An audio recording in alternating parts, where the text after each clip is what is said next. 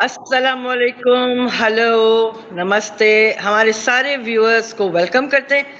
बात से बात आज की बैठक, लेकिन आज हमारे साथ डॉक्टर बेला नवाज इस प्रोग्राम में नहीं आ पा रही हैं क्योंकि उनका जो नेटवर्क है वो उन्हें बहुत ज्यादा तंग कर रहा है। तो फिर उन्होंने कहा कि भाई ऐसा करें, आप दोनों दोस्त जो हैं आपस में गप लगा लें।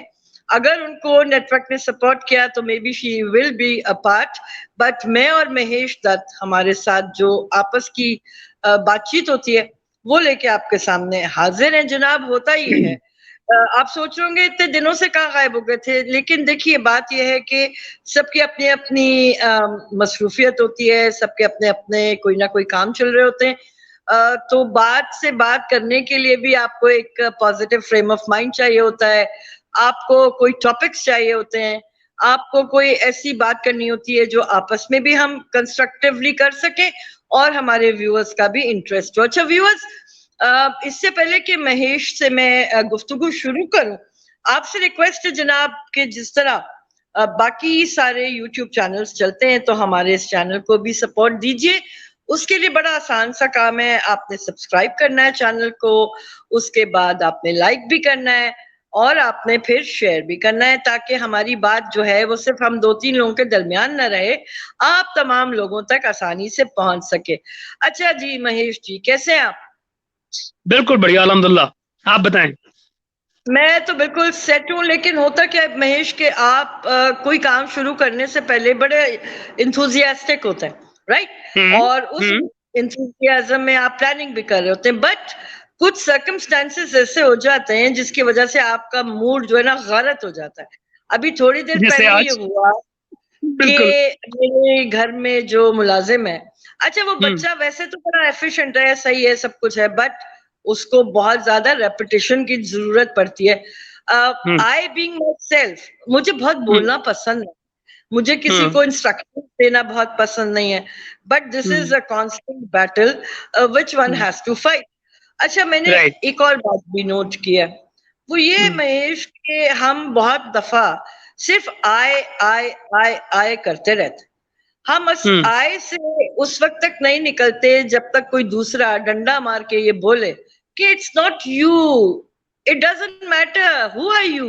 आप क्या कहते हैं, आपकी लर्निंग क्या हुई है, आपका क्या एक्सपीरियंस है? यार देखो, इसको देखने के कई तरीके हो सकते हैं। एक तो वो तरीका है जो जब मैं पढ़ता था तो मेरी एक दोस्त थी वहां जर्मनी में। तो वो कहती थी कि किसी भी सेंटेंस में जो आई होता है वो तो होता है सब्जेक्ट, इंपॉर्टेंट होता है। जो यू है it's just an object. I love you, I am the subject, you are the object, just an object. तो ये भी एक तरीका हो सकता है कि भाई वहां पे आई बड़ा बहुत बड़ा हो गया। मगर फिर एक और तरीका है कि जिसमें हम लोग जब फिलोसफी पढ़ते हैं तो वहां पे एक जो आई का डिफरेंट ईगो जिसमें आ जाती है, इश हाइट हम लोग जर्मन में उसको कहते हैं। तो इश हाइट आ जाती है वहां पर। और वो मुझे लगता है आप उससे भाग तो नहीं सकते। भाई ईगो से आप भागकर कहाँ जाएंगे? आपकी पर्सनैलिटी का एक पार्ट है। हम ना डेविल हैं ना गॉड हैं कि उस ईगो पर जद्दोजहद करें। तो मुझे सीरियसली ये लगता है कि अगर इंसान के तौर पर हम ईगो को सिर्फ इतना काउंटर कर लें कि उसे अपनी आम आम जिंदगी में, रोजमर्रा की जिंदगी में प्रॉब्लम न बनने दें, तो आप उसको भी रख सकते हैं और अपनी रोजमर्रा की जिंदगी को भी आसान बना सकते हैं। ये भी एक देखने का तरीका हो सकता है। एंड मेरी कोशिश ये होती है कि मैं इसी रास्ते पर चल सकूं, गामजन रहूं। अच्छा, आप कैसे देखते हैं? अगर साइंटिफिकली देखा जाए, जब कॉस्मोलॉजी की बात करते हैं, हम यूनिवर्स की बात करते हैं और हाँ। साइंटिफिक एविडेंस जब देखते हैं, तो हम ये हम्म। देखते हैं कि जो इवन हमारी जो अर्थ है, it is hmm. Just a speck in the entire universe. और इस एब्सोल्यूट। स्पेक के अंदर हम तो पता नहीं एग्जिस्ट करते भी हैं या नहीं हम्म। करते। और जैसे भी हम्म। आपने बात किया कि जब हम ये कहते हैं आई लव यू, इसका मतलब हम्म। ये होता है कि वेरी इंपॉर्टेंट फॉर यू कि आई लव यू। अच्छा, हम्म। अब वाह। जी जी। तो मतलब ये कि इस रिश्ते में भी आपने अपनी जात को इम्पोर्टेंस दी बजाय ये कहने के कि यू आर लव्ड बाय मी। अब देखिए जुमला एक ही है। वाह क्या बात है, बिल्कुल हाँ बिल्कुल, जुमला इसके एक पीछे ही भी है, ग्रामर है। बट एंगल चेंज हो गया क्योंकि मैं हूं जो तुमसे प्यार करता हूं। ये नहीं है कि मुझे तुमसे प्यार है, तुम हो वो जिससे मैं प्यार करता हूं। क्या बात है, तो बिल्कुल ये सिर्फ लैंग्वेज की ग्रामर हाँ, नहीं है, ये पूरी बिहेवियरल साइकोलॉजी की जो ग्रामर है बदल जाती है वहां पे। बिल्कुल बिल्कुल। अच्छा, आम जिंदगी में महेश हम ये देखते हैं कि जब आप बहुत ज्यादा इस बात पर एम्फसाइज करने लगे कि मेरी मर्जी से ये होना है, मेरी मर्जी से वो होना है, तो फिर रिलेशंस बहुत वीक हो जाते हैं। रिलेशंस में स्पेशली फॉर फीमेल्स फिर आप ढूंढने लगते हैं कि वेयर डू आई एग्जिस्ट, क्योंकि आई एंड आई प्लस बनता है वी, राइट? जी तो बेशक। हम पॉलिटिकल स्फेयर्स में भी, सोशल स्फेयर्स में भी बहुत हद तक अपने साथ बैठते हैं अकेले में, तब भी ये आई से यू तक एंड यू से वी तक क्यों नहीं जा पाते, जरा मुझे समझाएं। मुझे लगता है शायद मुश्किल वही है जो मैंने आपको कहा ना कि हैसल, और वो हैसल तो वही है ना, ईगो वाला। अगर हम कहीं उसको विन ओवर कर दें तो हमारे रास्तों में, रास्ते न सही, छोटी छोटी गलियां जरूर ऐसी खुल जाती हैं जो हमारी कनेक्टिविटी को बढ़ा देती हैं, और जहां हम एक दूसरे को इतना स्पेस दे पाते हैं कि आप एज फिजा एग्जिस्ट कर पाए, मैं एज महेश एग्जिस्ट कर पाऊं, और उसी में कहीं हम इतना स्पेस निकाल पाए कि न सिर्फ हमारा इंडिविजुअल स्पेस बचा रहे, बल्कि हम के तौर पर भी you know we as we can also think, और वहां पर भी इतना स्पेस छोड़ पाए कि मान लीजिए कि हम दोनों को वहां पर वी बनने में मुश्किल हो, तो कम से कम you and I as I coexist कर पाए। It is that game. Coexistence की अभी आपने बात की, मेरा अगला क्वेश्चन भी यही था फॉर दैट मैटर कि ये जो कोहेजन है, ये जो इंटीग्रेशन ऑफ थॉट है, इसको लाने के लिए what are the tools and what are the means कि जिसके बाद आप कोई एमेलगेमेशन की बात कर लें, आप कोई जुड़ने की बात कर लें ताकि कोई कॉमनैलिटी पैदा हो जाए। अच्छा, फिर इसको मैं कनेक्ट करूंगी जो पॉलिटिकल स्ट्राइफ चल रही है, हमारे देश में भी है, आपके यहाँ भी है, यकीनन हर जगह चल रही है, तो इसको जरा पॉलिटिकल उस पर भी लेके जाएंगे और इसको थोड़ा सा इस बारे में भी बात करेंगे कि जो हमारे मिस्टिक या सूफी पोएट्स हैं उन्होंने इन तमाम चीजों को कैसे देखा है। तो पहले तो मेरा वो क्वेश्चन कि amalgamation of thought, commonality of feelings and a sense of togetherness, what are the tools?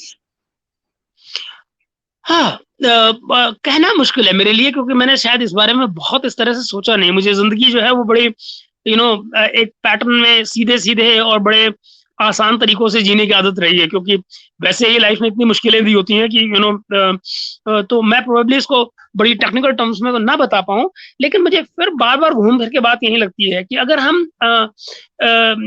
एक हमारे यहाँ पोएट हुए हैं रघुवीर सहाय हिंदी के, उनकी एक बड़ी मशहूर पोएम थी जिसको हम प्रोबेबली इस कॉन्टेक्स्ट में याद कर सकते हैं। वो कहते थे खिड़कियां खोल दो और ताजी हवा आने दो। तो वही है कि आपको दरअसल दिमाग की खिड़कियां खोलनी है, जिसमें कि न सिर्फ आपके पास अपने आर्गुमेंट्स हों, बल्कि दूसरी साइड के जो काउंटर, जहां मुझे क्या लगता है चीजों को देखने का एक बेहतरीन तरीका ये हो सकता है, शायद अब मैं बता पाऊं आपको, कि जब आप ये सीख लें कि दरअसल आप अगर if you are in the shoes of the other person तो आप कैसे बिहेव करेंगे। जिस दिन आप ये देखना और समझना सीख लेते हैं, मुझे लगता है एक दूसरे के बीच की तमाम हैसल्स जो हैं वो दूर होने शुरू हो जाते हैं, क्योंकि तब आपको दूसरे का बिहेवियर समझने लग जाता है। इसको एक और तरीके से आप कह सकते हैं कि अगर आप अगर अगर जिंदगी एक शतरंज की बिसात है, तो क्या हो कि अगर आपको ही दोनों तरफ से खेलना पड़ जाए, और जब आपको दोनों तरफ से खेलना पड़ जाए अकेले, तब जो आपकी मेंटेलिटी, जो जो साइकिक मेकअप आपका डेवलप होगा, आपको वो दरअसल बहुत सारी चीजें सिखा जाता है।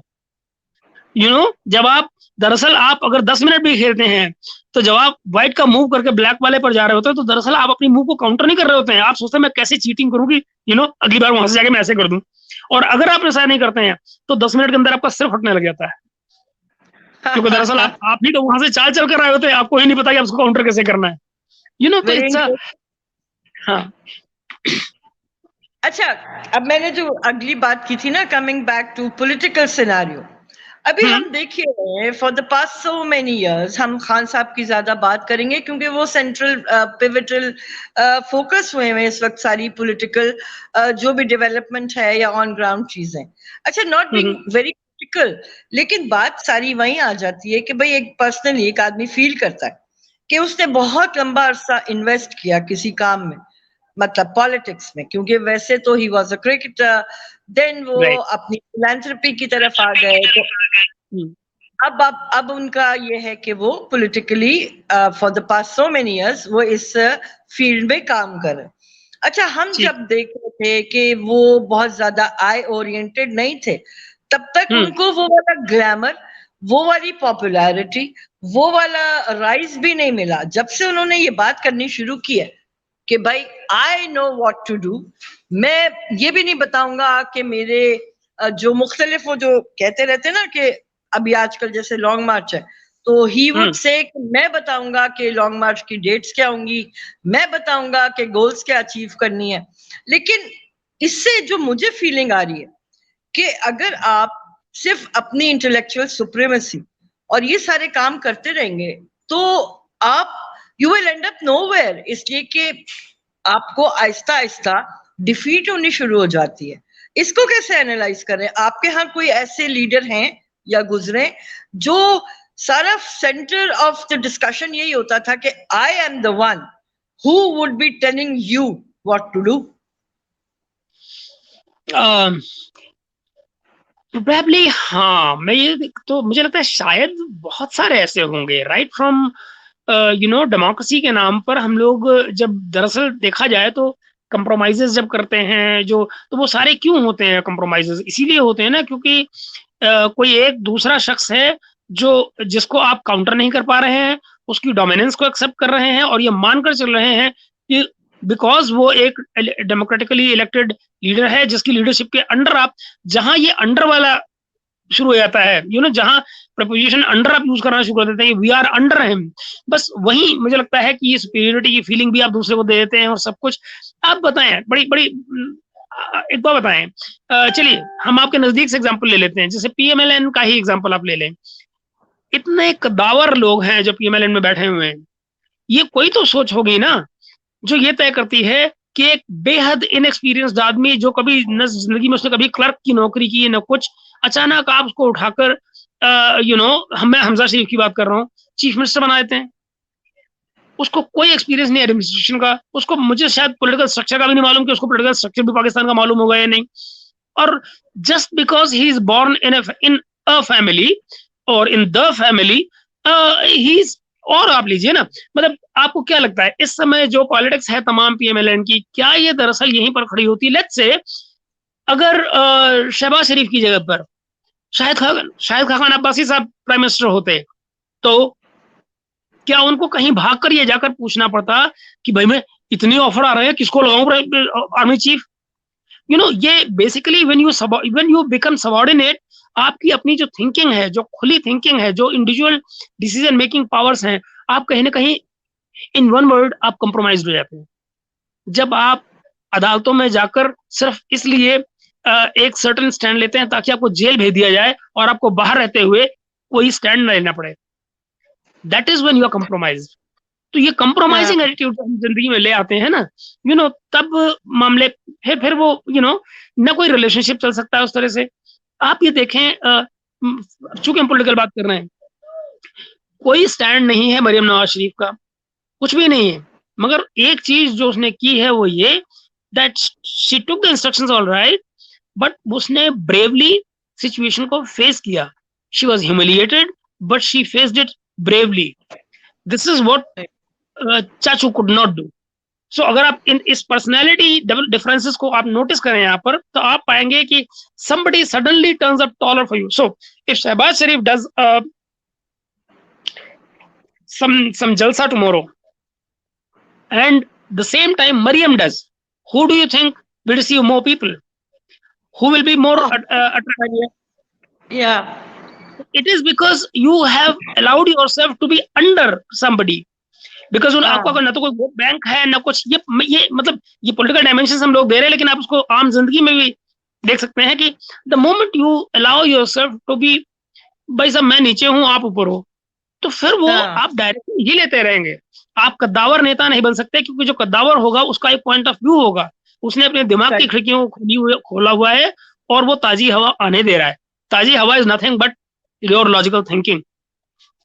बिल्कुल सही है। अच्छा, इसमें फिर अब ये भी बताइए कि जब आप ये समझते हैं कि you are the one who has the capacity कि हर चीज के ऊपर आपका ओपिनियन भी होगा, हर चीज के ऊपर आपकी गाइडलाइन भी होगी, कोई ना कोई आपका एक कोई पाथ भी होगा, तो उस चीज का सेल्फ चेक क्या आपके अंदर है, या आप अपने अंदर ही डेस्पॉट से बन के रह जाएंगे कि जो ये बात तय कर लेगा कि क्योंकि मैं बहुत बहुत जानता हूं, आई नो एवरीथिंग, तो फिर मेरे अंदर कोई कैपेसिटी, जो खिड़की खोलने की आपने बात की है ना, वो खिड़की पे कोई ऐसा जंग और ऐसा ताला पड़ेगा कि वही वाली बात जैसे हिटलर के जमाने में बात हुई, मुसोलिनी की बात हुई, और बहुत सारे और बहुत सारे लोग हैं। अच्छा, उनका एक और डिसएडवांटेज क्या हो जाता है, ऐसे लोग बहुत सारे लोगों के लिए हीरो बन जाते हैं, और वो जो हीरो वर्शिप की वजह से आपकी अपने अंदर एक ओरिजिनलिटी होती है, यानी जो फॉलोअर्स और फैंस होते हैं उनका दिमाग जो है ना वो भी कैप्चर हो जाता है, क्योंकि वो आपकी हर थॉट पे आर्ग्यूमेंट के बगैर, डिस्कशन के बगैर उसको एक्सेप्ट करना शुरू हो जाते हैं। इस पे क्या कहेंगे? देखो, मुझे पता क्या लगता है, एक मैं एग्जांपल नहीं दूंगा, आप जानते हैं मैं क्या कह रहा हूँ। जब आप कल्चरली अगर आपको इस तरह से बड़ा किया जाए जहां पर आपको लेट्स से क्वेश्चन करना ना सिखाया जाए। मैं आपको एग्जांपल देती हूँ, इसलिए आपने हिटलर की बात की। मेरे टीचर जो थे जर्मनी में, वो जो इनकी यूथ की जो फोर्स थी, हम लोग जो यूगन वाला जो फोर्स थी इनकी जर्मनी में, जो last stage of German war थी, वर्ल्ड वॉर की लड़ी गई थी, वो उसमें शामिल थे। मुझे वो बताया करते थे कि जब हम लोग किसी गांव में जाते थे तो हमको गांव वाले गालियां देते थे, और हम ये समझ नहीं पाते थे कि गांव वाले हमें गाली क्यों दे रहे हैं, क्योंकि हम तो इनके लिए लड़ रहे हैं, हम तो अपने मुल्क के लिए लड़ रहे हैं, और ये हमारे मुल्क में है, तो हम क्यों गाली खा रहे हैं अपने मुल्क में अपने ही देश के लोगों से। तो वो कहते हैं कि बहुत बाद में हमको ये समझ में आया कि और जब ये हम अलाइड फोर्सेस ने कब्जा कर लिया और जर्मनी डिवाइडेड हो गया, और बोले हमको तब अलग अलग प्रोफेशन चूज करने पड़े, अलग लैंग्वेज। आपको याद है जर्मनी में जो जर्मन लैंग्वेज बोली जाती थी हिटलर के टाइम पर, उस लैंग्वेज से भी खेला गया था। तो फॉर एग्जाम्पल जैसे लिटरेचर है, तो लिटरेचर को हम लोग जर्मन में लिटरेचर बोलते हैं। हिटलर ने उस लफ्ज को निकाल दिया था, लिटरेचर लफ्ज को निकाल दिया था जी। उसकी जगह पर लफ्ज यूज होता था शिफ्टुम। शिफ्ट इज स्क्रिप्ट बेसिकली, तो स्क्रिप्ट से उसने वो शिफ्ट से वर्ड बनाया था शिफ्टुम, और शिफ्टुम को लिटरेचर की जगह पर यूज किया जाता था। तो बाद में पोएट्स लाइक रिल्के जब आए, उनकी जो लैंग्वेज आई वो बड़ी फ्रेशनेस लेकर आई, और फॉरेन वर्ड्स आए दुनिया भर के। इन लोगों की आंखें खुली, वो कहते हैं कि महेश तब हमें रियलाइज हुआ कि दरअसल हमारे साथ हुआ क्या है। और तो बोले कि जब प्रोफेशन चूज करने की बात आई तो मुझे टीचर बनाया गया, मैं टीचर बना, और बोले मुझे ये समझ में नहीं आ रहा था कि दरअसल मैं अपने स्टूडेंट्स को सिखाऊं क्या, अपने स्टूडेंट्स को मैं क्या बताऊं। एक ऐसी बैकग्राउंड से आते हुए कि मैं अपने ही मुल्क में गालियां खा रहा था और गलत कॉज के लिए लड़ रहा था, अब मैं इनको क्या सिखाऊं जो नई जनरेशन आ रही है। He said then finally I decided कि मैं इनको सिखाऊंगा कि सवाल करो, तुम्हारे सामने जो कुछ भी है उसको क्वेश्चन करो, और तब तक सवाल करते रहो जब तक तुम्हारे सवाल खत्म न हो जाएं। और जब तुम्हारे सवाल खत्म हो जाए तुम एक स्टैंड बना लो, तो उस पर फर्मली खड़े जरूर हो जाओ, लेकिन एक छोटी सी खिड़की फिर भी खुली छोड़ दो कि कोई नया आर्गुमेंट हो जो तुमसे छूट गया हो तो वो आ जाए, तुम उसको रिजेक्ट ना करो। तो मुझे क्या लगता है ये वो अप्रोच है जो शायद हमको अपनी सोसाइटीज में पैदा करने की जरूरत है, कि वो ताजी हवा कहीं ना कहीं से आती रहे, वो एक छोटी सी खिड़की कहीं ना कहीं खुली रहे, ताकि जो अंदर की हवा है वो स्टैग्नेट ना होनी पाए। बिल्कुल सही है। I wish बेला होती तो वो she could have like added so much flavor into this discussion, क्योंकि राइट, जाहिर है जो उनका बैकग्राउंड है सोशियोलॉजिकल एवोल्यूशन का और थ्योरेटिकल जो उनका पूरा बैकग्राउंड रहा है, सही। उससे आई एम श्योर कि हमें कोई और नया भी एंगल मिलता। लेकिन ये बताइए कि जैसे पोएट्स की हम बात कर रहे थे, हमारे एक बहुत आपके यहाँ भी वो बिल्कुल कोट होते हैं, उनके ऊपर बात होती है, बुल्ले शाह। वो कहते अरे! हैं बुल्लिया की जाना मैं कौन। ये बिल्कुल, पता ही हाँ, नहीं है कि मैं हूँ कौन, मेरे अंदर बिल्कुल। क्या कुछ है। तो हम अपनी जर्नी जो इंटरनल जर्नी है उसको साइड पे रख के पूरी जो हमारी सोसाइटी है, पूरी जो दुनिया है, उसको सुधारने निकल जाते हैं। इसमें बैलेंस कैसे आएगा महेश? आप ज़रा सोचो तो सही फ़िज़ा हमारी आम ज़िंदगी में हम लोग लगभग रोज़ के हिसाब से ये बोलते होंगे, हम फलाँ आदमी को जानते हैं, हम फलाँ अरे! तुम्हें मालूम नहीं मैं कौन हूँ? तेरे को पता नहीं है मैं कौन हूँ?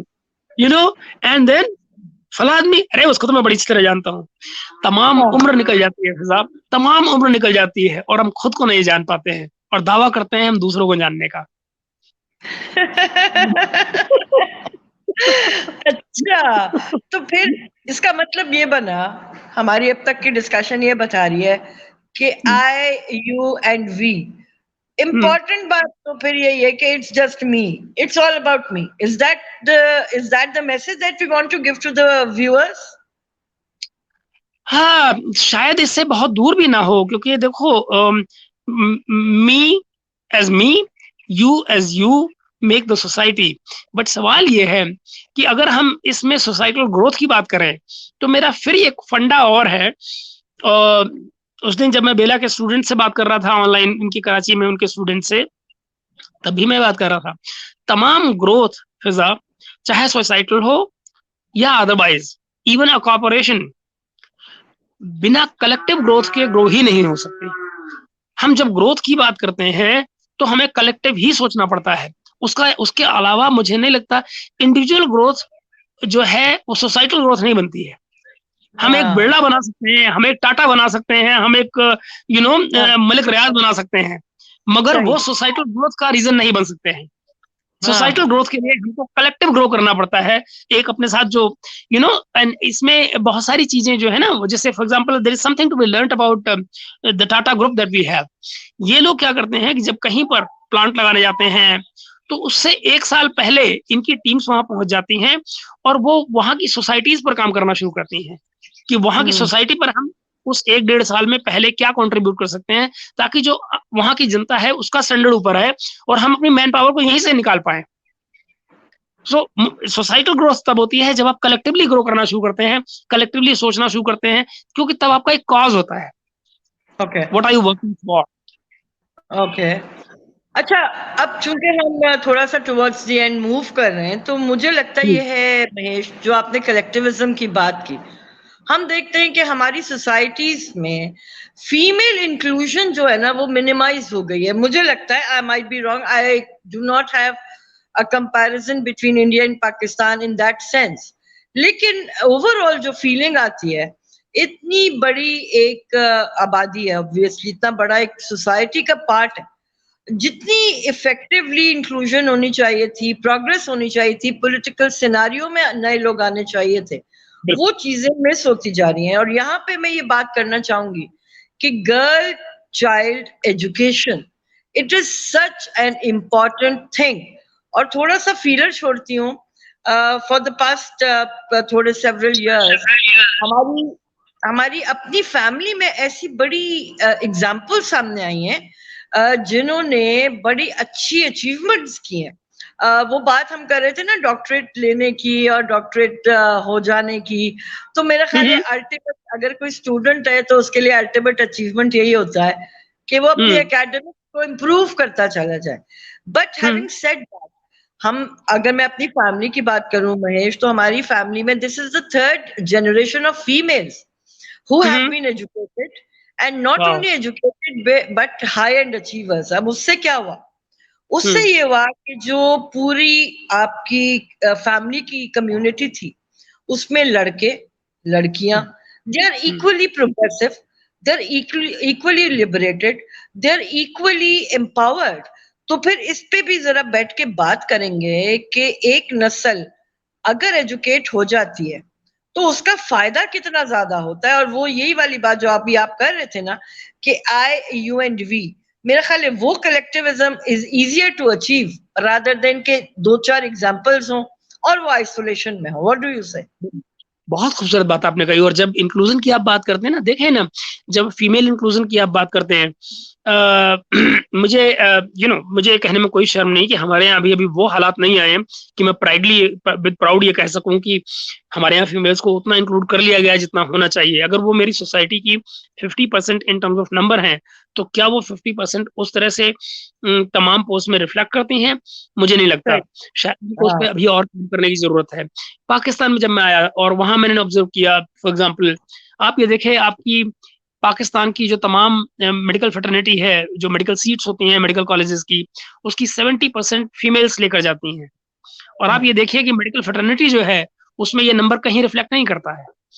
तो क्योंकि वो बेसिकली ये माना जाता है कि बस ये पढ़ के लड़की है, डॉक्टर है, डॉक्टरी पढ़ के आई है, घर आ गई, बच्चे पढ़ा। सही। बट मगर इसका एक साइड इफेक्ट ये भी है कि अगर आपकी सोसाइटी में, आपके फैमिली में एक औरत पढ़ती है, तो आपके घर के तमाम बच्चे पढ़े लिखे बनने का रास्ता खुल जाता है। क्योंकि वो, हाँ, क्योंकि अगर वो हाउसवाइफ भी है तो भी।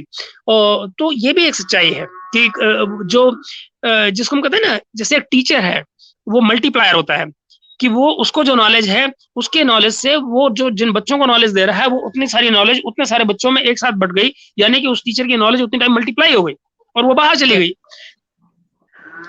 इसको नॉलेज कहें या इन्फॉर्मेशन कहें, क्योंकि मैं बड़ा इन दोनों चीजों में मैं बड़ा कंफ्यूज हूँ। मुझे लगता है कि टीचर तो बेचारा इन्फॉर्मेशन दे रहा होता है, नॉलेज तो बच्चा खुद बनाता है, और विजडम उसके बाद कहीं और से आती है।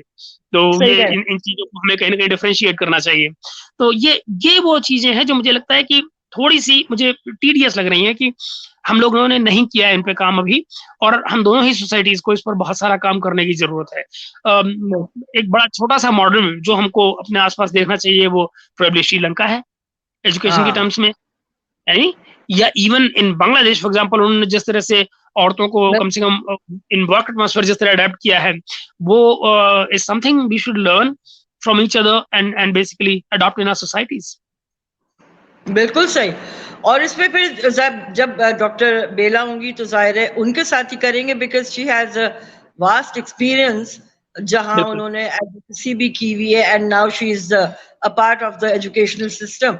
और वो जो बात आपने की थी ना टुवर्ड्स द कंक्लूजन, मैं यही कहूंगी कि टीचर का काम मेरा ख्याल है अपने स्टूडेंट को इनेबल करना होता है, सो दैट कि वो इनेबल जब हो जाए तो फिर वो अपनी नॉलेज और अपनी जो विजडम है उसको करने के लिए उसके अंदर कैपेसिटी आ जाए। यानी कैपेसिटी बिल्डिंग होना चाहिए एक टीचर का आइडियल रोल, रादर देन कि उसको इंडोक्ट्रिनेट करे। और ये भी एक बड़ा गलत प्रॉब्लम आ रहा है हमारी सोसाइटी में। मैं एटलीस्ट अपनी बात कर रही हूँ कि टीचर्स जो हैं वो अक्सर व बेशतर अपने तौर पे वो एक रोबोटिक टाइप का जहन बना रहे हैं, और रादर देन जो आपने बात की थी कि क्वेश्चन करके किसी चीज को निकालना। तो ये these are such vast topics Mahesh, और बड़ा मजा आता है जब आप लोगों के साथ ये सारी बातें हो रही होती हैं। तो I think let's take leave now, और फिर किसी और टॉपिक से हम कनेक्ट करेंगे, because I am seriously missing doctor Bela है। लेकिन आप भी अपना कंक्लूजन दे दें और फिर हम साइन ऑफ करते हैं।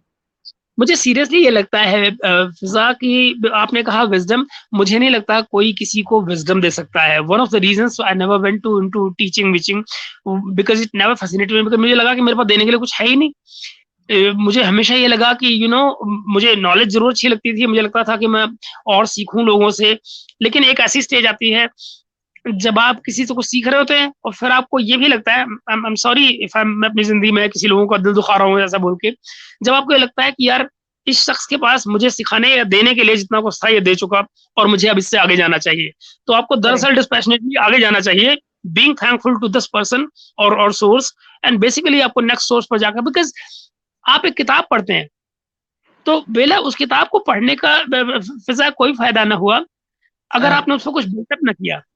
आपने सही एक नॉलेज ली, ये तो अक्वायर्ड नॉलेज है ना, आपने बिल्टअप सही। क्या किया उस पर?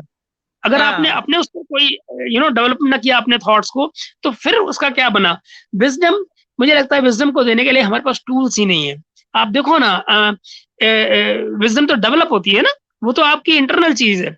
आप सिर्फ अक्वायर करते हैं इंफॉर्मेशन, उसके बेसिस पे अपनी नॉलेज बढ़ाते हैं, और तब विजडम आती है, वो आपके अंदर ग्रो करती है।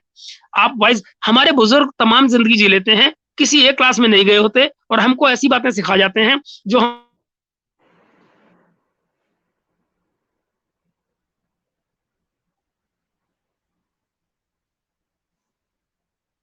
हाँ। तो मैं ये कह रहा था फिजा कि आखिर बुल्ले शाह किस कॉलेज में पढ़े थे, या हमारे कबीर किस यूनिवर्सिटी से वो डिग्री लेकर आए थे? तो भाई मेरा वो मतलब यूनिवर्सिटी का नाम नाम था लाइफ। एग्जैक्टली तो हम जर्मन में एक कहावत होती है, वो कहते हैं कि अगर आपने जिंदगी की किताब पढ़ ली तो आपको कोई और किताब पढ़ने की जरूरत नहीं। बिल्कुल सही, बिल्कुल सही। तो बस अब व्यूअर्स से इजाजत लेते हैं, आपसे मैं बिल्कुल, इजाजत लेती हूँ इस बिल्कुल, छोटी सी बात पर कि हमारे एक टीचर थे, वो कहा करते थे, the more I know, the more I realise that I know nothing. Wonderful, how wonderful, how wonderful. बिल्कुल। जनाब ये सेल्फ जर्नी है कि आप आय से बाहर निकल कर इस हम्म। बात पर फोकस कीजिए कि आपके अलावा भी दुनिया में जो कुछ हो रहा है उसकी अहमियत है, उसको बिल्कुल। सुनिए, उसको अपने अंदर उतारिए। आपको प्रॉब्लम होता है तो आप उस पे सवाल कीजिए जैसे महेश ने कहा, और जब सवाल का जवाब ना मिले तो और सवाल कीजिए, यानी बिल्कुल। अगले का काम आ जाए आप जब तक आपकी सेटिस्फैक्शन ना हो। और उसके हम्म। बाद जर्नी शुरू होगी जहां आपको ये पता चलेगा कि it is we that matters. तो आई थिंक हमारी लाइफ की जर्नी का एक प्लेजेंट एंड होगा। तो जनाब अपने अपने हिस्से के फूल लगाइए, जैसे महेश तो पूरा बगीचा लेके बैठे हुए हैं। और इसके अलावा अपने इर्द गिर्द खूबसूरती फैलाइए जनाब, खूबसूरती फैलाइए। तो चलें जनाब, साइनिंग ऑफ, फिर किसी नेक्स्ट प्रोग्राम में होपफुली डॉक्टर बेला के साथ मुलाकात करेंगे। Bye bye, take care. Thank you.